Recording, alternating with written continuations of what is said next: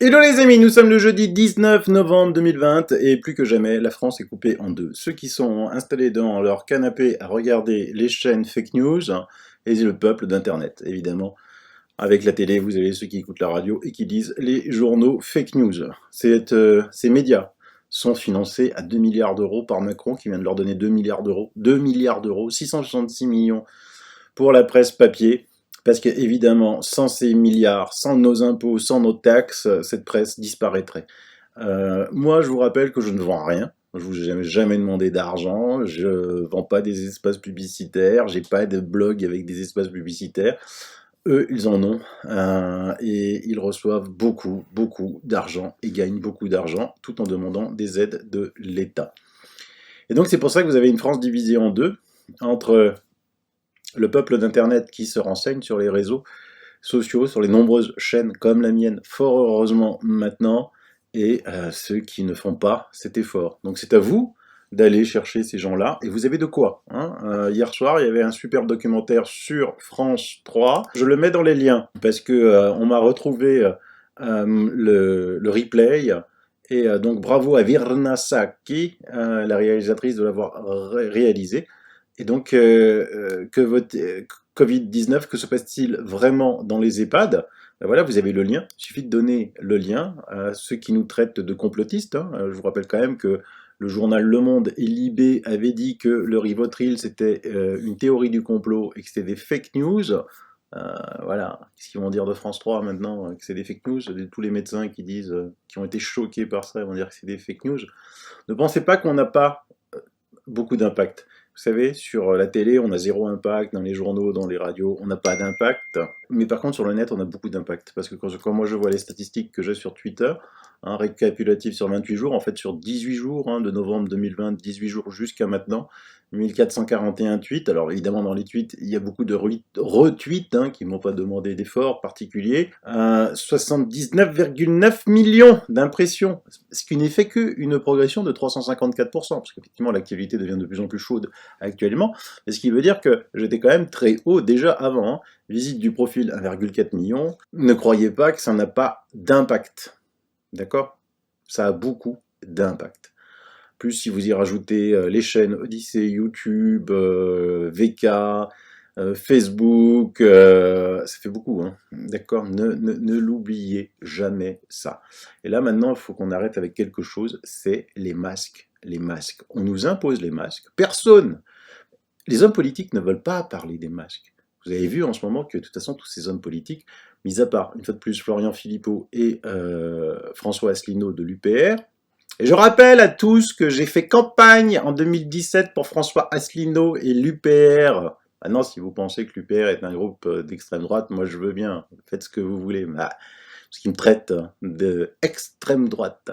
Donc j'ai fait campagne pour François Asselineau, j'ai voté au premier tour pour François Asselineau, d'accord, et j'ai pas voté au deuxième tour, ni pour Macron, surtout pas, ni pour Le Pen. Donc voilà. Et vous retrouverez ça facilement sur les listes électorales, non pas pour qui j'ai voté au premier tour, mais le fait que j'ai pas voté au deuxième tour. Et donc, avec les masques, ça suffit parce que les hommes politiques se sont rabattus. Vous avez compris que maintenant, avec cette crise, il n'y avait plus tous les députés de l'Assemblée nationale, mis à part des exceptions comme Martine Bonner, bien entendu, ils se sont couchés. On a entendu Gérard Larcher, le président des sénateurs, qui a dit que le candidat 2022 idéal serait Emmanuel Macron. Donc les républicains, fini. Les socialistes, eux, ça fait longtemps que Macron s'en est occupé et qu'il les a éclatés façon puzzle. Alors il reste la France Insoumise. Oui, mais la France Insoumise, vous l'entendez sur quoi? Elle fait de temps en temps des coups de gueule. Là, il y a Ruffin qui dit bon, ça n'intéresse pas BFM TV, pourtant, plus de 60 députés issus de tous les groupes soutiennent un 3e mois pour les femmes de ménage de l'Assemblée proposé par François Ruffin. Wow. Je dis pas que c'est pas bien, 13e mois pour les femmes de ménage de l'Assemblée nationale, mais franchement, il n'y a rien de plus urgent là. Il y a des commerçants qui crèvent la dalle, il y a des indépendants qui crèvent la dalle, il y a des hôteliers qui crèvent la dalle, les coiffeurs crèvent la dalle, tous les commerces non essentiels crèvent la dalle, tous les sous-traitants des non essentiels crèvent la dalle, et toi, tu t'occupes du 13e mois des femmes de ménage de l'Assemblée nationale. Waouh! Franchement, chapeau bas, chapeau bas. Vous allez vraiment voter pour ces gens-là? Va falloir vraiment que quelqu'un issu de la société civile sorte avant 2022, parce que Macron, il a un boulevard devant lui, hein, un boulevard énorme, et on va se retaper Macron 4 années de plus, hein. Donc, il faut faire attention. Et la preuve que, en plus, tous ces médias sont des médias fake news qui ne sont qui sont totalement absents. Il y a encore peu de temps, les journaux, radio, télé, bobo auraient été vent debout contre une telle information. Maintenus en perfusion par l'État, ils ont disparu. C'est devenu des laquais, des dépêches AFP. Et c'est quoi? Interpellé en marge d'une manifestation, un journaliste de France 3 reçoit un rappel à la loi. Un journaliste. Hein, Macron avec ses beaux discours, la France, pays des libertés, on a le droit de tout dire, pays des lumières. Ouais, ouais, tu parles. On est, je crois, au niveau du Soudan, au niveau de la liberté, et je vous rappelle quand même que Darmanin lâche les chiens, quoi, hein. On est en Corée du Nord. Voilà, et il a annoncé que les journalistes, pour nous informer, doivent d'abord passer par la préfecture. Ouvrez, s'il vous plaît, bien entendu, c'est ma pointe d'humour. Et donc, ça veut dire quoi? Ça veut dire que maintenant, un journaliste, par exemple, quand il y a une manifestation dehors, bah, s'ils veulent aller la couvrir pour nous transmettre l'information, il doit d'abord passer par la case préfecture pour demander l'autorisation et ensuite aller filmer. Mais de qui se moque-t-on? De qui se moque-t-on? Franchement. Attention, là, la démocratie nous quitte, la dictature nous guette, hein. On n'est plus très loin, on n'est plus très loin. Faut vraiment aller voir vos députés, écrire à vos députés. Vous avez les sites Assemblée nationale. Il suffit de taper dans un moteur de recherche comment écrire à son député. Il faut aller le voir. Il faut y aller, hein, faut y aller. Heureusement, nous avons 1000 avocats, quasiment 500 professionnels du droit ont désormais répondu à un appel à signature pour une tribune appelant au déconfinement et à la défense de la vie sous tous ses aspects. Je vous mets tout ce que je vous dis dans les liens. On a encore une petite chance avec Trump, parce que vous avez vu que avant et après la visite de Mike Pompeo à l'Elysée, il s'est passé quand même quelque chose d'extraordinaire, c'est qu'avant Joe Biden, président des États-Unis, Emmanuel Macron le félicite, après Pompeo, l'Europe doit bâtir son autonomie, peu importe qui gouverne aux USA, dit Macron. Vous voyez? Donc maintenant, on va s'occuper des masques, de cette stupidité des masques. On nous a seriné pendant des mois, pendant que l'IUHU du professeur Raoult, pendant que l'hôpital de Garches du professeur Perron soignait des gens à l'hydroxychloroquine, azithromycine, avec des résultats spectaculaires qu'aucun autre hôpital n'arrive à égaliser. On les a tués parce qu'ils n'avaient pas fait d'études avant. Elles sont où, les études sur le port du masque? Et il y en a zéro. Zéro, zéro, zéro. D'accord? Par contre, toutes les études qui prouvent que le masque non seulement ne sert à rien, mais aggrave la situation, je vous en ai déjà fait une émission hier, elles commencent à devenir légion. Donc là, il commence à y avoir un gros problème. Soit ce gouvernement est stupide, incompétent, il faut qu'il démissionne, soit il veut continuer à nous imposer la muselière. Donc je vais vous laisser un article, 12 graphiques qui montrent que, alors c'est traduit de l'américain, que le port du masque ne font rien pour arrêter le Covid. Écoutez bien, partagez cette vidéo si vous en avez envie pour réveiller ceux qui dorment. Les masques sont devenus un outil politique et un talisman. Lorsque le Covid a frappé, les gouvernements ont paniqué et ont créé une énorme peur. Les Centers for Disease Control estiment actuellement un taux de survie au Covid-19 de 99,99%. Réveillez-vous les gens, c'est pas parce qu'on vous annonce des morts tous les jours, ces gens seraient morts la plupart du temps. En moyenne en France, il meurt 1800 personnes par jour en moyenne. C'est une moyenne, bien évidemment, en cette saison, au mois de novembre, quand l'hiver arrive, il en meurt plus qu'en été, c'est comme ça, j'y peux rien, il suffit de voir les statistiques, hein, hormis les accidents de la route. Bien évidemment, quand j'ai connu, moi, le professeur Raoult, il annonçait le chiffre spectaculaire que je ne connaissais pas, de 60 000 morts en moyenne des infections respiratoires supérieures par an en France. 60 000. Aujourd'hui, le Covid en France a tué 46 000 personnes, en sachant que tout est mis dans la case Covid, la grippe a disparu, la pneumonie a disparu, la tuberculose a disparu, donc, réveillez-vous les gars. Il y a des personnes qui meurent avec le Covid parce qu'elles avaient des autres comorbidités, soit décelées, soit non décelées, mais quelqu'un en bonne santé, quelqu'un de jeune, mourir du Covid, c'est qu'on l'a laissé mourir, il y a quelque chose, hein. Donc 99,99 pour les personnes de moins de 50 ans, mais les dommages causés par la panique étaient trop importants pour être annulés. Il est probable que certains politiciens ont fini par comprendre leur erreur et ont eu besoin d'un moyen de revenir en arrière sans admettre que leur verrouillage était un désastre politique. Leur solution était que les gens mettent n'importe quel vieux morceau de tissu sur leur visage et croient comme par magie qu'il n'y a pas de mal à sortir faire du shopping. Les masques nous déshumanisent et ironiquement nous rappellent constamment que nous devons avoir peur. Les gens peuvent maintenant être aperçus portant des masques lorsqu'ils campent seuls dans les bois ou lors d'un voyage de voile en solo. Ils sont devenus un appareil cruel sur les jeunes enfants du monde entier, les élèves de maternelle recouverts de masques et isolés par du plexiglas, luttant pour comprendre les expressions sociales de leurs pairs. Ça, c'est dans certains pays. Les couvertures faciales causent un préjudice réel à la psyché américaine, n'offre que peu ou pas d'avantages médicaux et nous détourne de problèmes de politique de santé plus importants. Falsifier la science pour atteindre des objectifs politiques. Vous voyez, là vous allez comprendre que les fake news, c'est dans les médias, télé, journaux, radio. Ces mêmes politiciens et responsables de la santé sont si désespérés de faire croire aux masques qu'ils examinent les dossiers pour défendre leur cause, même lorsque leurs propres données les sapent en fait. Alors, quelle est la science réelle derrière les masques? Commençons par passer en revue les principales études scientifiques.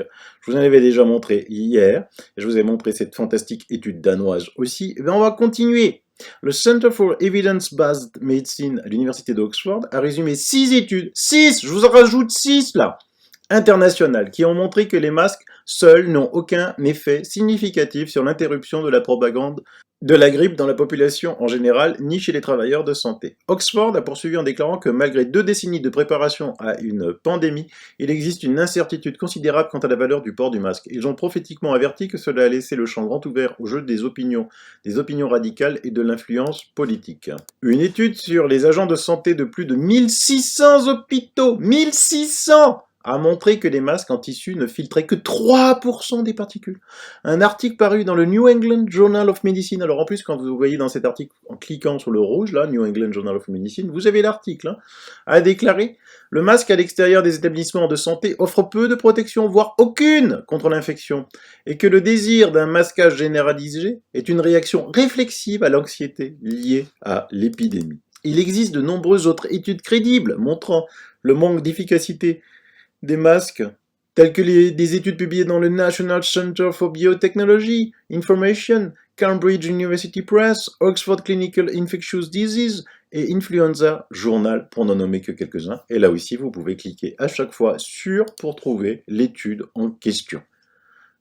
Et alors, la preuve évidente, il parle d'études placebo, double aveugle, les statistiques. Ben regardez, on y va, en Autriche, hop là, on monte, épidémie, et là, ils veulent des masques. Pouf, quand ça descend. C'est complètement stupide, vous voyez. Alors on va dire, ah bah oui, tiens, ils ont demandé des masques là. Mais non, mais ça descend et puis ça remonte.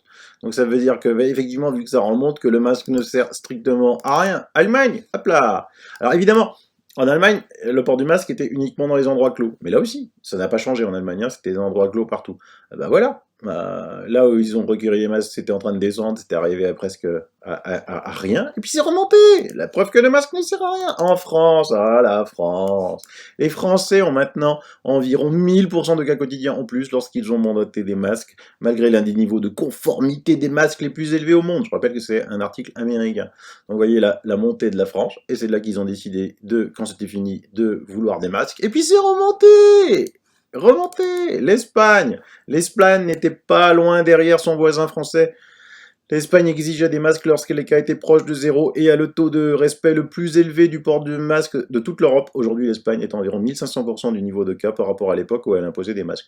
Voilà. Alors regardez, l'Espagne. Alors elle, quand elle a demandé les masques, c'est là où il y avait, c'était flat, quoi. Et c'est remonté.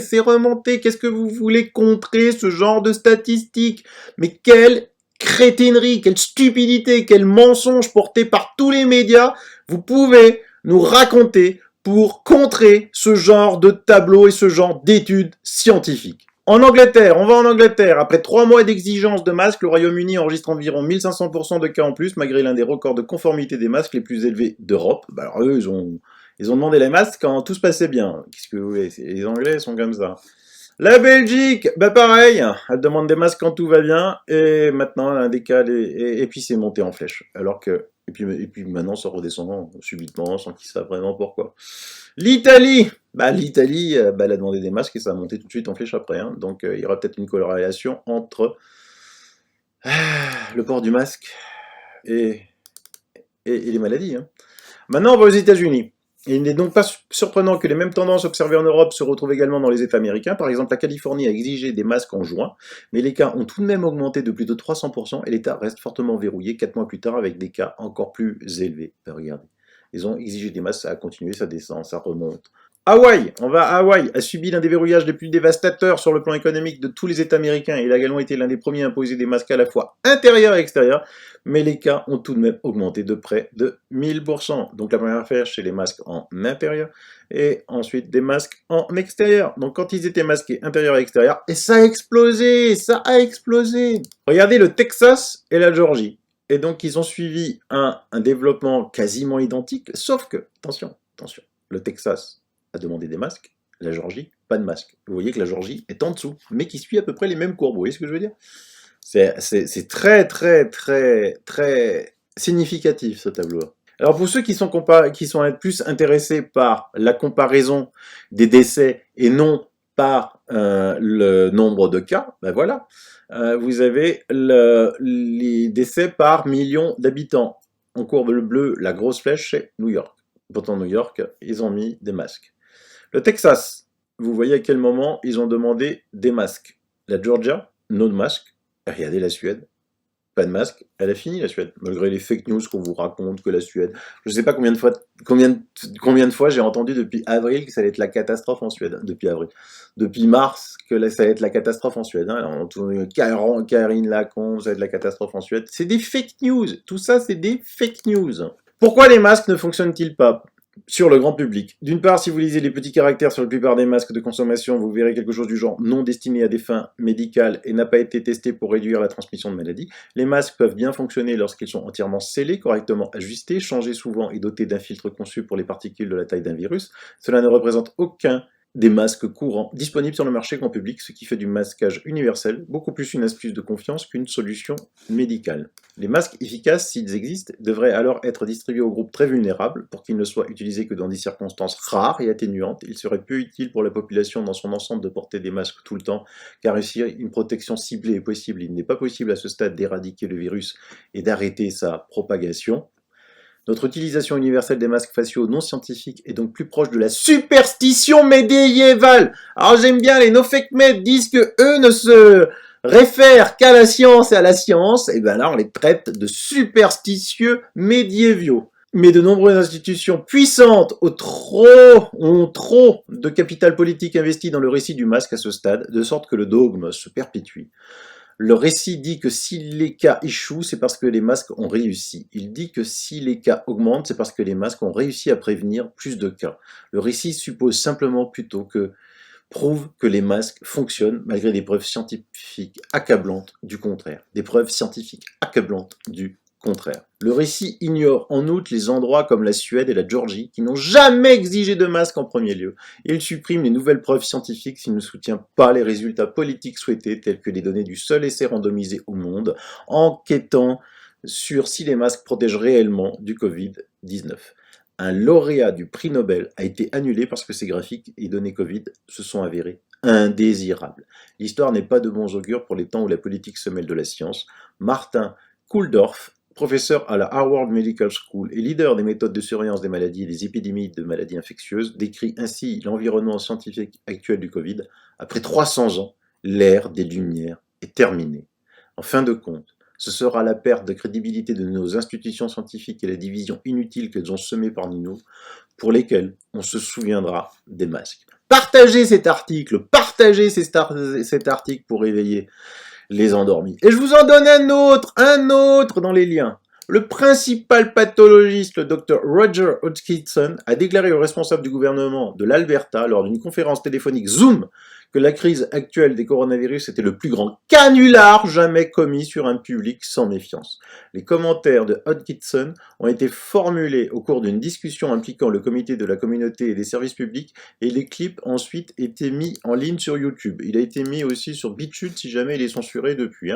Le médecin a déclaré que rien ne pouvait être fait pour arrêter la propagation du virus en dehors de la protection des personnes âgées plus vulnérables et que toute la situation représentait la politique jouant à la médecine et c'est un jeu très dangereux. Ce que disent nos grands professeurs à nous en France. Les masques sont totalement inutiles. Il n'existe aucune preuve de leur efficacité, a-t-il déclaré. Les masques en papier et les masques en tissu sont simplement un signal de vertu. Ils ne sont même pas portés efficacement la plupart du temps, c'est complètement ridicule. Voir ces personnes malheureuses et sans instruction, je ne dis pas cela dans un sens péjoratif, voir ces personnes se promener comme des lemmings obéissant sans aucune base de connaissances pour mettre le masque sur leur visage.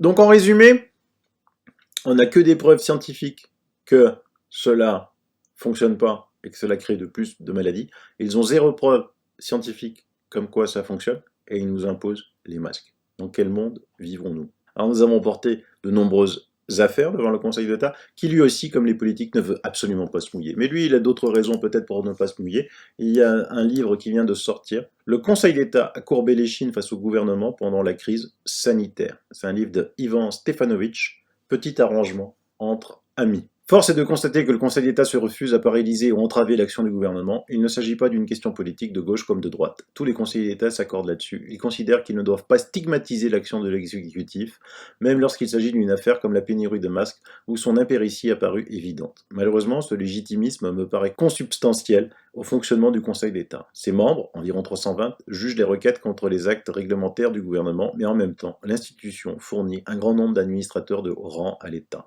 Les directions juridiques des cabinets ministériels sont peuplés de conseillers d'État en détachement ou en disponibilité qui préparent les textes réglementaires. Ces mêmes textes que leurs collègues du Palais Royal devraient par la suite censurer. La confusion d'intérêts est telle qu'on comprend qu'ils hésitent à le faire. On a eu un parfait exemple avant le remaniement de juillet dernier, puisque le Premier ministre Édouard Philippe et son directeur de cabinet Benoît Ribadeau-Dumas étaient issus du Conseil d'État. Il en va de même pour le secrétaire général du gouvernement qui assiste et prépare le Conseil des ministres. Depuis 1936, ses fonctions ont toujours échu à un membre du Palais Royal, à l'exception d'une fois. Le résultat de cette perméabilité, c'est que le Conseil d'État se montre impuissant, déférent et embarrassé vis-à-vis de tout exécutif, quel qu'il soit, car son rayonnement en dépend. De plus, les conditions matérielles confortables offertes aux jeunes énarques qui intègrent l'institution dès 25-26 ans, 4 000 € net par mois pour les auditeurs en début de carrière, 12 000 € pour les conseillers d'État après une vingtaine d'années d'exercice, n'incitent pas vraiment à la rébellion. D'autant plus que le Conseil d'État est souvent utilisé comme un marchepied vers de brillantes carrières dans le privé ou la politique. Ses membres n'ont donc pas intérêt à insulter l'avenir. Et moi je l'ai vu parce qu'on a fait de nombreuses actions devant le Conseil d'État, et en face on a ceux qui défendent l'État, c'est quelqu'un qui s'appelle Touboul. Il est ici, c'était l'ancien chef du Conseil d'État. Donc, vous voyez qu'il y a un gros problème. J'entends parler, moi, depuis tout petit, de l'indépendance de la justice par rapport à la politique, l'indépendance. Est-ce que là, vraiment, la justice est indépendante par rapport aux politiques? Personnellement, je ne le pense pas, mais c'est que mon humble opinion. Donc, il va falloir trouver d'autres voies pour attaquer en justice. Je ne vous fais pas plus long pour ce soir, mais franchement, diffusez les documents que je mets dans le descriptif de l'émission pour réveiller ceux qui dorment. Vous savez que j'aime bien vous faire découvrir de jeunes artistes nouveaux.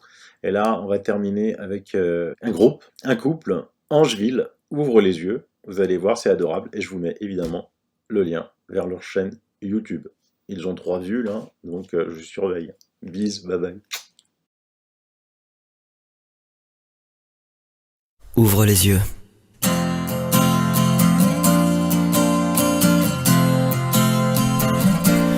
Ouvre les yeux avant qu'il soit trop tard, avant le couvre-feu. Ouvre les yeux. Tu te trompes de route, tu le sais, tu doutes. Change de chemin avant que ça soit la fin. Ouvre les yeux Sur tous ceux qui t'entourent. Fais preuve de bon sens avant avant qu'il ne tue l'amour. Si tu savais comme j'ai mal quand ils te font du mal. Si tu savais comme j'ai peur que tu pleures. Le vrai, le beau, le feu et l'eau, la glace.